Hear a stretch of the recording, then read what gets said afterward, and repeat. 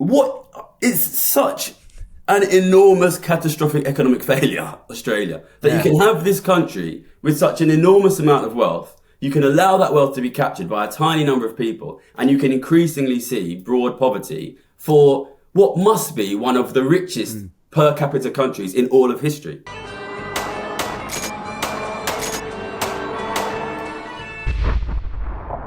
I get a lot of politicians on this show, and the way I warm them up to the punters, the people listening, is we go through their public disclosure of assets. Obviously, you're not a politician. You don't have to disclose any assets, but I like to give Puntermon, friends of the show coming on, any opportunity to disclose any assets that they might have so people kind of know where you're coming from. What are you holding, Gary, if you're okay to disclose that? Are we talking property shares? What are we talking?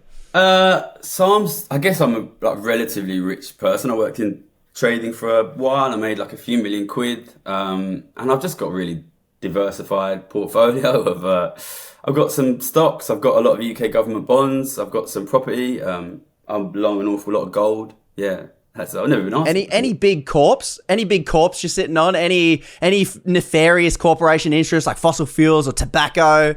I've got stock indices, so there'll probably be some in there. I'm not sitting on any individual stocks, but I've just got like a global stock tracker, you know? Yeah. Okay. Well, it's good to know. It's good to see what punters are holding. People, you are the most requested person to get on the Punters Politics podcast. You're in a different country, but Aussies here are watching your stuff and resonating a lot with it. But for punters who might be tuning in for the first time, because a lot of people have seen you pop up on YouTube, seen your message, but for the punters that haven't heard, what's your TLDR pitch, your origin story of how you got into doing what you're doing, how you end up on YouTube, and what your message is? So my name's Gary Stevenson. I am from London, East London, quite a poor family. East London is traditionally like the poor part of London. I was very good at maths growing up. So as you probably know, London is a huge banking city. And I, like most kids who are good at maths, decided hopefully one day I'll grow up and work in those big skyscrapers down in the city. I did well in my exams. I got into London School of Economics, which is a really fancy university here in London. When I was there, I won a competition, which is a card game, basically, which was called The Trading Game, which is where the title of my book is from. And that got me a job as a trader in the city starting in 2008. I worked as a trader for 6 years in the aftermath of the 2008 crisis. And basically what I saw was this real long track record of very bad prediction of economists and traders continually predicting the economy would get better when it didn't get better. So I decided to try and understand why is it that we keep getting these really bad economic outcomes. And I came to the conclusion, which I still believe today, that basically what we have is a structural crisis of growing wealth inequality. The rich, especially the very rich, are getting much, much, much richer very quickly. That wealth is basically being sucked out of Western governments, the Western middle class, and if we don't do anything about it, that will get worse and worse and worse. So I started to bet on that as a trader in 2011. In 2011, I was Citibank's most profitable trader in the world based on these. So you were betting that shit was going to hit the fan. That's what you're betting. You're like, stuff's going to get worse, and you put money on that. Yeah, I mean, that's what I've been doing really ever since 2011, just betting that the economy will get worse and worse and worse. But I don't want this to happen. You know, I come from a poor background. It's people like my family and the people I grew up with that are being hurt by this. So I quit that job. I did a few things. I went and did a master's at Oxford. I was writing for newspapers for a bit. But basically, I thought there was a big gap to try and communicate what was happening with the economy in a way that was just understandable and accessible to ordinary people. Because I honestly think in this country, I don't know about Australia, there's not really anyone on TV, on the radio who's explaining economic problems in a way that's understandable. So I set up a YouTube channel. It's called Gary's Economics, YouTube, Insta, TikTok, whatever.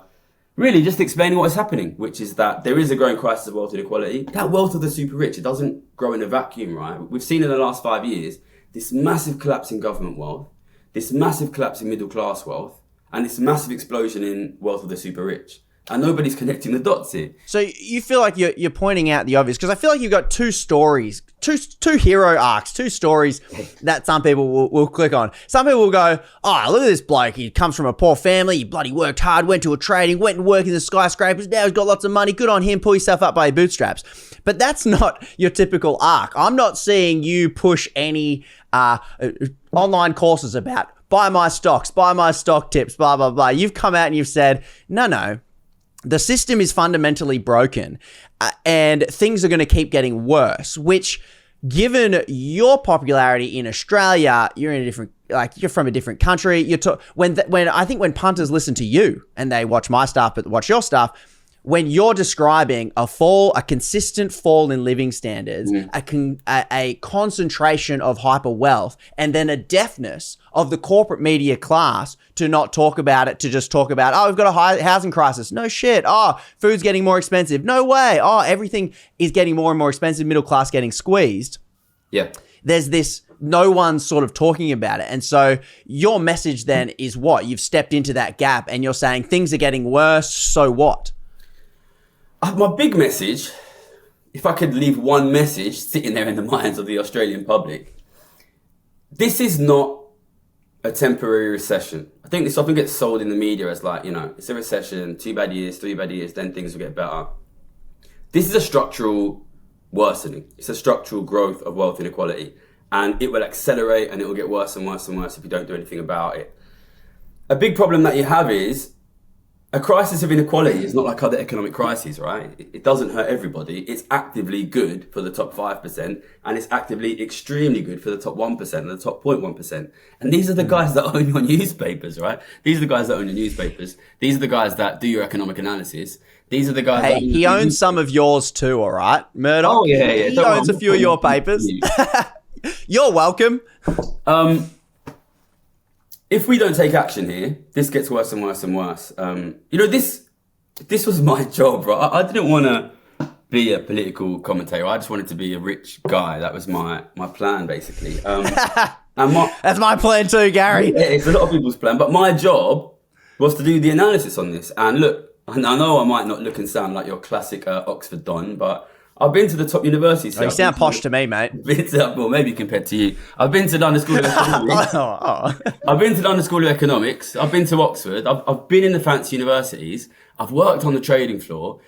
These guys, they're wrong on this. But not only are they wrong, they're not getting hurt. So there's a reason why I stopped writing for The Guardian and started doing a YouTube channel. Because I don't want to talk to that top 1%, that top 5%, that are doing fine. I want to talk to that bottom 50, 60, 70, 80% that are finding it harder and harder and harder to buy houses, to pay the bills. I don't think change is going to come from anywhere else.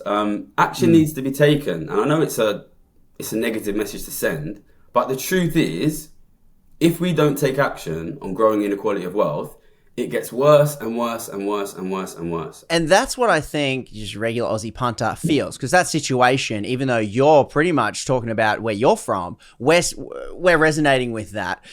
Unpack for me, wealth inequality. If I'm to spell that out, it sounds to me like you're saying, there's the obvious thing, some people have more money, some people get less. But the way you're describing it is there is a class of people that are getting exponentially more wealthy, and that money is being sucked out of the middle class. So where is that money coming from? It's coming from the middle class, it's coming from governments, and it's siphoning to the very tippy top. And that is why corporate media aren't talking about it, because it sounds like you're saying they're doing great, they're having a good time, and even the people towards the top, they don't feel it because they're still doing okay. But anyone from median to below is getting worse and worse and worse. Is that a fair summary? It's assets, comrade. Assets. I think what I say is often misunderstood for the obvious reason that for an ordinary person, what the difference between a rich person and a poor person is your job, right? That's life for ordinary British people. That's life for ordinary Australians. What an ordinary person doesn't see is there is a class of people, this 1%, 0.1% at the top. Their job doesn't matter. These guys have enormous amounts of assets, 10 million, 100 million, £1 billion or dollars, right? These guys are enormous. Like assets like shares, houses, roads. It's about owning in Australia, it's a lot about natural resources, owning the corporations, owning the properties, owning the debt, other people's debt. I think people often don't realise somebody owns your Like mortgage, banks, mortgages. somebody owns the government debt. Yeah, but behind the banks, who owns the banks? Yeah, the shareholders of the banks. What it looks like is a very wealthy person, a very wealthy family. They've got their they call it family office that runs their sort of finances, and they will have 100 million, a billion, 2 billion, $5 billion of just an asset portfolio, which will involve some property, it will involve some companies, it will normally involve a huge amount of stocks and shares, a huge amount of bonds. But these people, say you have $1 billion Aussie dollars of assets, which, some people do, the passive income from that is going to be something like $50 million a month. That's why they don't need jobs. $50 million a year, right? Basically, it's an enormous amount, right? So these guys are making $1 million a week passive income.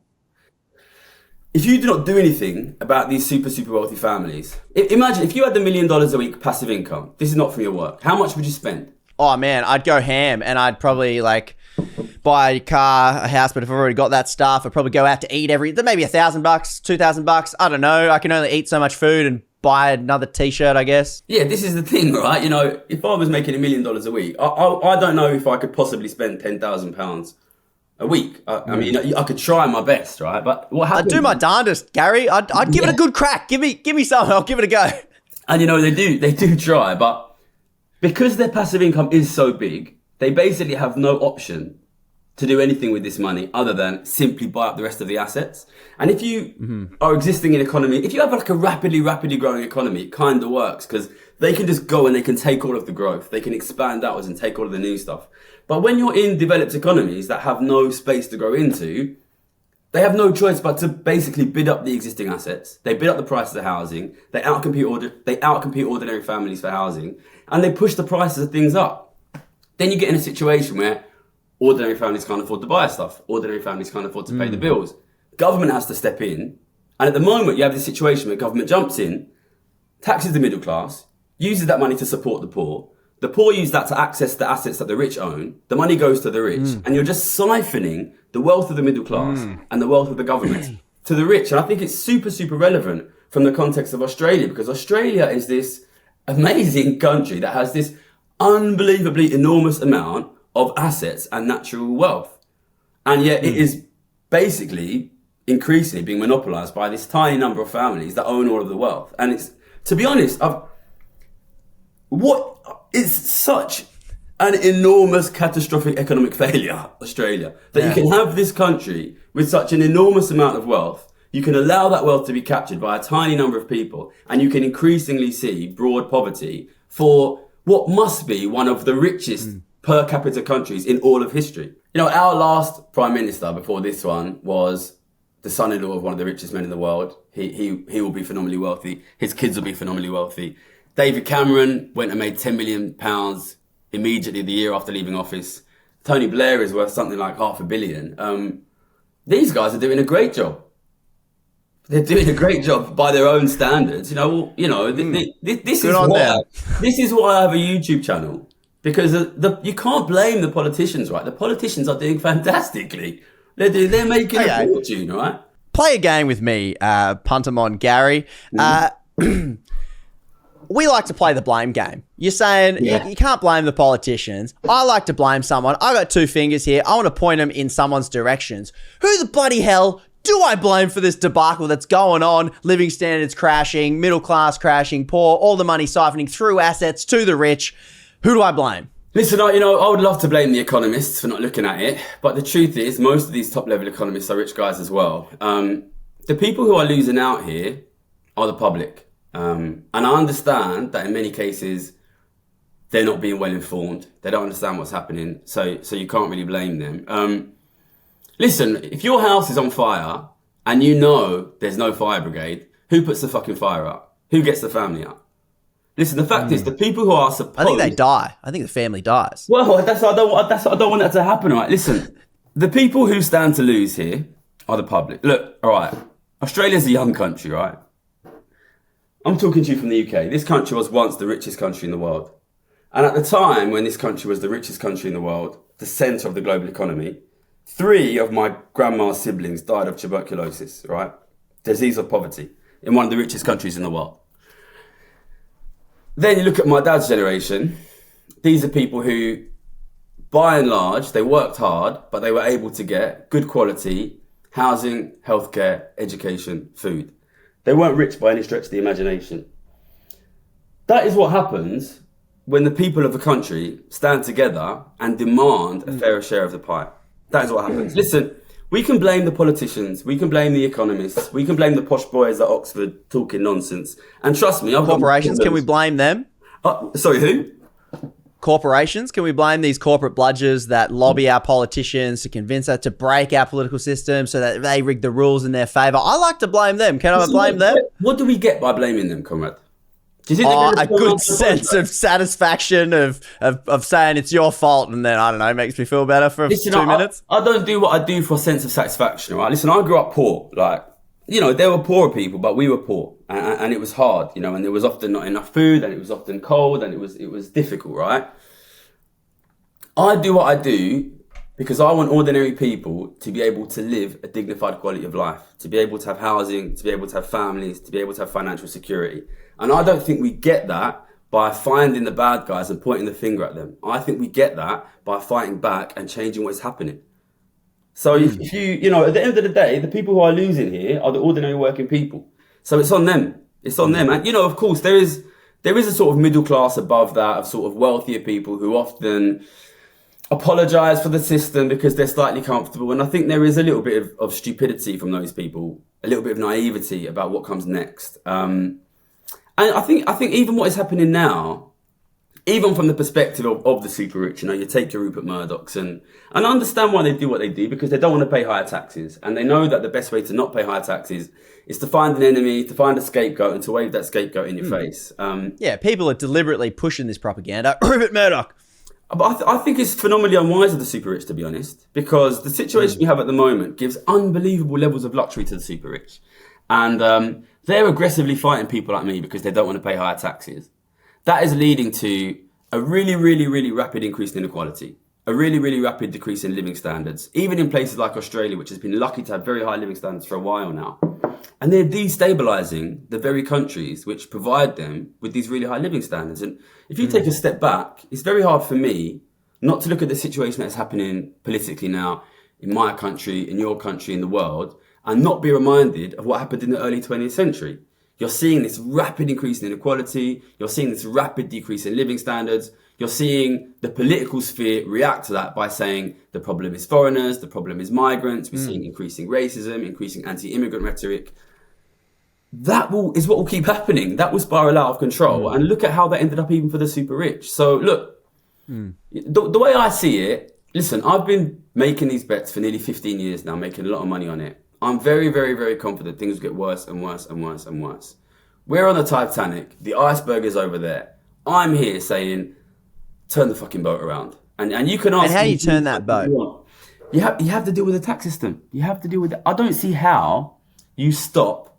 When you have these wealthy families making $1 million a month, sorry, $1 million a week, and these are families with 1 billion, by the way. These are families with 1 billion. Bear in mind, you know, the Elon Musk and the Jeff Bezos of this world are having 300, 400, 500 billion. When you have these families with these unbelievably enormous passive incomes, if you do not take action on them, they have no choice but to eat all of the rest of the wealth. And within 20 years, there'll be no middle class. There'll be no welfare state. There'll be no functioning government in the world. There'll be only billionaires. That is what happens.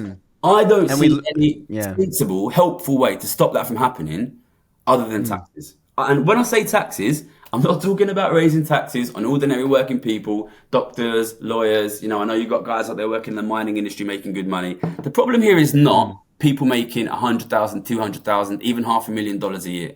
The problem here is these families with $1 billion, $10 billion in assets that pay nothing.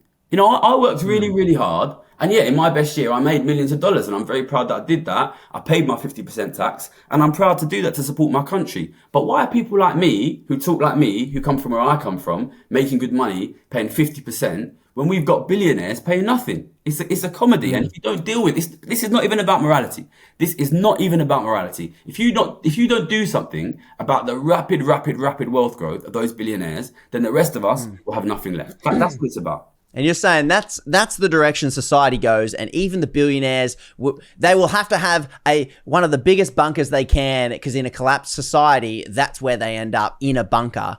And but you also get a lot of pushback for that, right? You use the T word, mate. That's you can't bloody use that. People see red all over corporate media. Rupert Murdoch just woke up in his afternoon nap hearing you say the tax word, and they're going to say stuff to you like, Gary, you just work harder, mate. You did it. You just got to work harder. And if you tax us, we're just going to leave. All the wealth creators are going to leave, and there's going to be no jobs left. What do you say to a billionaire like that?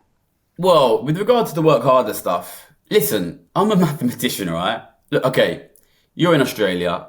Australia is a very good country economically, living standards. And Australia is a country where, by and large, it's becoming less true. If you work hard, study hard, get a good job, you will get a good quality of life, okay? So maybe it makes sense to some degree to tell a young Australian person, if you want to make something of yourself, just work hard, all right? Would you tell that to a young person in India? Would you tell that to a young person in, Brazil? Right. You would, because, you go to the suburbs, you go to the slums outside Sao Paulo, Rio de Janeiro. You're going to tell the kids just work harder.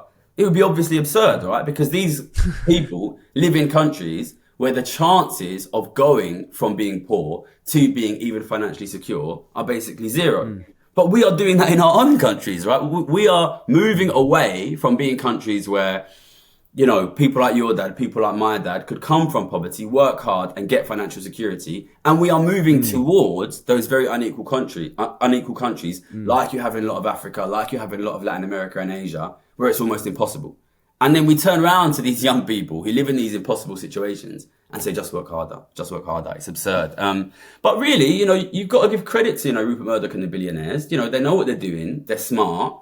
Are they right if they say, we're just going to leave, we're not going to pay tax? All the wealth creators will go, all the jobs will go if you tax us. It was funny. When I was writing my book, I was reading Hard Times by Charles Dickens. Charles Dickens? You guys got him out there? Yeah. He's in a library somewhere, I think. And that's written in the 1800s. And there was a bit in there where the factory owners were saying, if you tax us, we're going to throw our factories into the sea. Obviously at the time, the UK was like the manufacturing hub of the whole world. And you realise these guys have been saying, if you tax us, we're going to throw our factories into the sea for hundreds of years, basically. Listen, I'm not trying to tax working people, right? If we surround and we say we're going to tax podcasters, I know you'd be on the first flight to Dubai. We all know it, right? I'm not talking about taxing working people. I'm talking about taxing the people who own the wealth in your country. Listen, what is the majority of Australian wealth? It's fucking metal and gas under the fucking ground, mate. What are they going to do with it? If you want to tax it, you can fucking tax it.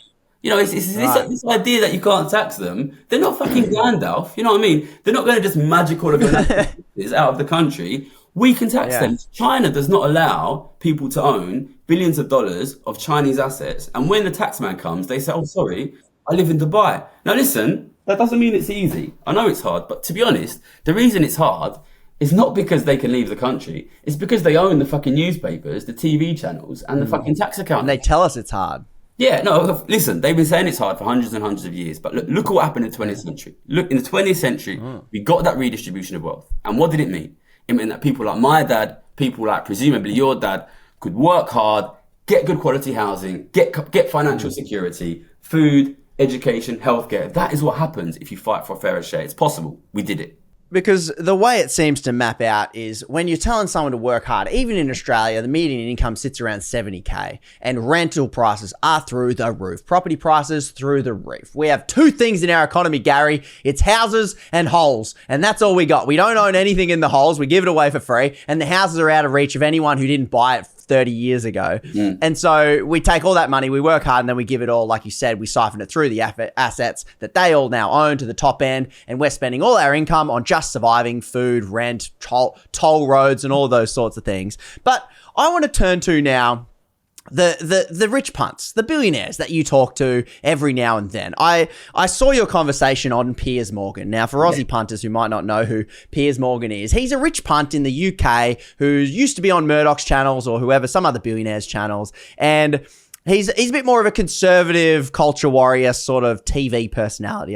He's like an Andrew Bolt, a Sky News kind of guy for us Australians here. And I noticed something when you're on with that chat, Gary, and he actually had a lot of respect for you. He said, he said this: "You're obviously brilliant at economics. We don't have enough brilliant brains sorting out economic problems in this country. I would bet on you. People like you." He was very complimentary of you pulling yourself up by your bootstraps. And I found it interesting. I thought, if you had dreadlocks and hemp pants, mate, Piers Morgan would have destroyed you. Would have done everything he could to just tear you down. But you'd indicated in that podcast, like you did here, you're like, I've got money. I've made money. And I feel like you got a bit of respect. Like, do you find it, if you self-advertise as having a bit more money, you get a bit more respect from that rich punt class?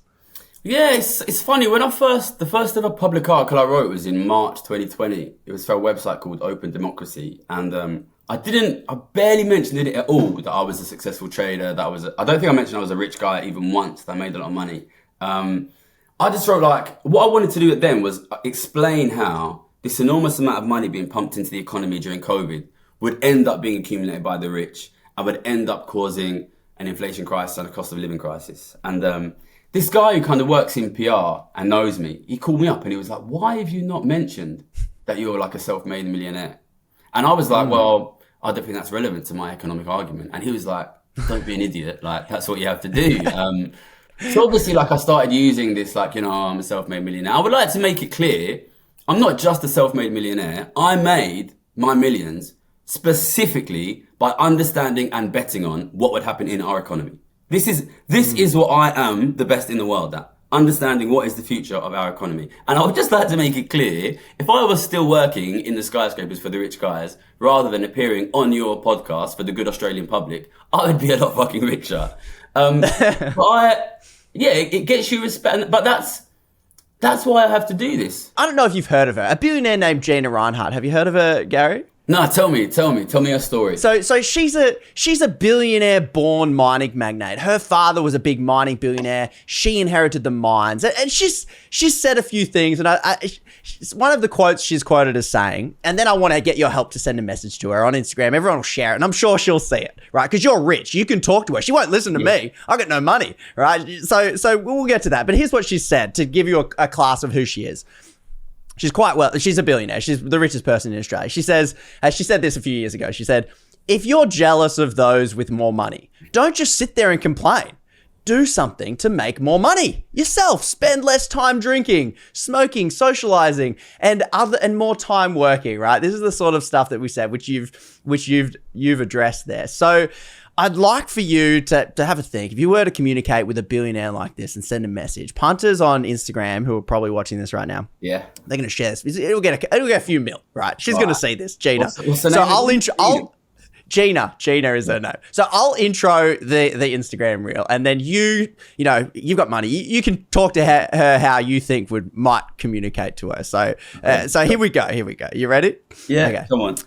Oi. Gina Rinehart. Hey, it's me, Punter Conrad. No, don't keep scrolling. I've got a friend I want you to meet. His name's Gary. Don't worry, he's not poor. He's got money. So, hey, Gary.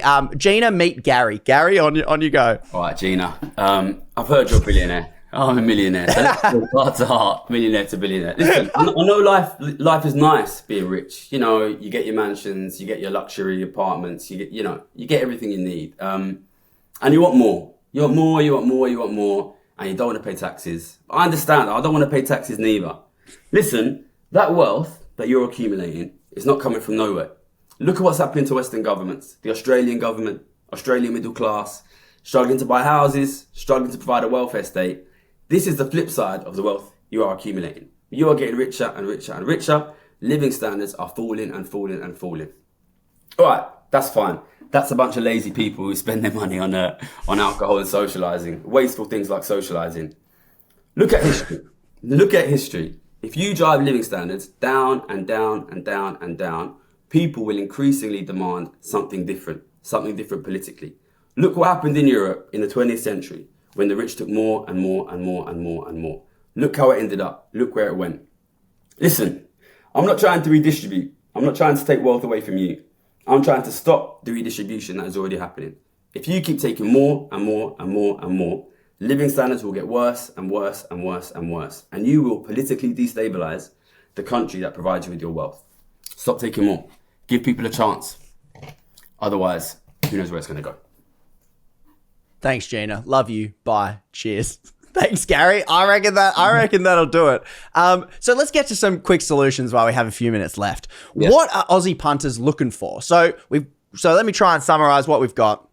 We got assets being owned by a smaller bit of people. All our money, more and more portion of it goes through assets into those people. You're saying we need some sort of wealth tax or asset tax that can stop this. There's like this gravity of money and assets that sucks in all of the wealth of society out of everywhere, and it destroys and destabilizes society. When we Aussie punters go to the polls, we've got a prime minister now. He's meant to be like you. He's meant to be on the like workers' side. He's meant to be he's Labor as well. You guys got Labor as well. But like Keir Starmer, Albo's proving to be a bit of a corporate buddy. He loves his corporations. He's not really doing too much for the everyday Aussie punter. What are we looking for in policies? And what are we looking for politicians to be offering us? What are we asking for them to give us? Right, so when I'm asked about solutions, listen, this is my bread and butter, right? This is what I think about all day, other than the economy. There's two sides to fixing this, right? There's one, which is, as you ask, the policy implementation side, which has to be about wealth taxes. Obviously, in Australia specifically, you can look about things like natural resource ownership, because that's like a massive part of the Australian economy. You're not going to get those wealth taxes until and unless you have really broad public and popular support. Because the richest people in the world, in your country, in my country, the vast majority of them are going to try to oppose it. They have a lot of direct influence. They own newspapers. They fund these political parties. They all push against it. So I think wealth taxes, foreign ownership taxes, these are part of the solution. But I don't think you're going to get that unless you have this really solid understanding within the general public that wealth is being redistributed, wealth is being sucked out of the middle class and the government by the super rich, and that is the cause of falling living standards. And if nothing is done about that, then we will continue to have falling living standards. There really is two sides to fighting this, which is one, winning the comms battle, and two, winning the implementation battle. Listen, why do you think Rupert Murdoch owns the fucking newspapers? Because he wants to win the comms battle. Who is more powerful? The politicians or Rupert Murdoch? Obviously it's Rupert Murdoch because he wins the comms battle. So listen, wealth taxes, foreign ownership taxes, but really the key thing is that the Australian public understands the truth that if you do not do something about these rapid increases in wealth inequality, they will be impoverished, their governments will be impoverished, their kids will be impoverished. You need to take action on it. Because if we focus on what is the perfect tax without winning the argument for we need to get a tax, then we will get no tax, basically. And we've made massive progress here in the UK on that. I know we have good visibility in Australia, but not as good as it is here. We need the public understanding. We need the public understanding because I want to be in a situation where I can sit at a table with the Prime Minister going into the next election and say, if you do not give us something on wealth taxes, then I'm going to lose you the next election. That's the situation I need to be in. But yeah, I mean, it has to be. And you can do that if you have popular support. Yeah, you know, I call this in my videos the Murdoch strategy. What I am doing is the Murdoch strategy. If you control what the public understands about the economy, then you own the politicians. Just like Rupert Murdoch owns the politicians. And obviously, I don't have Rupert Murdoch's money, but what I do have is I'm right on the economy. And I will continue to be right in my predictions. And there'll be people who are watching this now that will go back and think, oh, that Gary seems like a nice guy. Maybe he's a bit naive. I want you to remember what I said today in 2-3 years' time, in 5 years' time. If we do not get action on this growing inequality, living standards will continue to significantly deteriorate because your respective power position is falling. Just to wrap up here, we have our politicians to raise money. Maybe yours do the same thing. They have what's called fundraising dinners. They sell $16,000 tickets to rich punts, generally corporations and business people. Then they get together and there's people that bought tickets for a lot of money get to go rub shoulders and schmooze with politicians. Here at Punters Politics, we are doing the same thing. We are having our own political fundraiser. We're going to get our own politicians in. But the difference is we're going to let regular punters buy affordable tickets to come and rub shoulders with powerful corporations and powerful politicians. So I'd like to ask you for some tips, just final tips for the punters. Yeah. You've got money. You've been around some rich punts. As these regular punters are maybe rubbing shoulders with politicians and rich punts,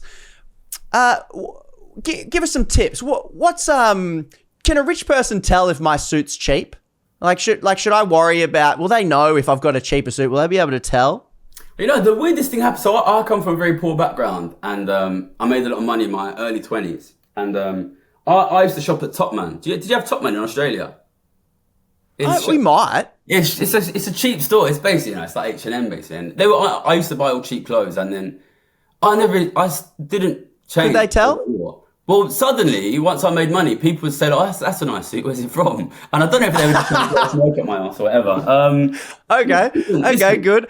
Don't go begging to the rich. You know, your grandparents didn't. That's not how they got what they got. Fight to protect what you have. But before we're finishing up, I just want to say quickly, I really appreciate all the Australian support. We have a lot of Australians here in London, and a lot of Australians stop me in the street. You know, we see the breakdown on YouTube. I'm sure you get the same thing. So I know that loads of Australians are watching the channel, and I'm from a place in East London that is kind of Essex. Have you heard of Essex? Yeah. Essex, to me, I've always thought of as basically culturally the same as Australia. So I feel like a brotherhood, a kinship. And I'm going to try my best. Welcome, mate. I'm going to try my best. Come over any time. Are you planning a trip? I'm planning to do a tour. I think Feb, March next year. So I'm going to try to get there. So I'm really, really appreciate the support. Glad to be here. And follow me on all the Instagram, whatever you use, TikTok, Facebook, and I'm going to try my best to come over and meet you guys in person early next year. Yep. Let us know. The punters will be keen to catch up. Maybe we'll catch up again when you're here. Gary, thanks for taking the time to chat to the punters on the Punters Politics podcast. Thanks, boss.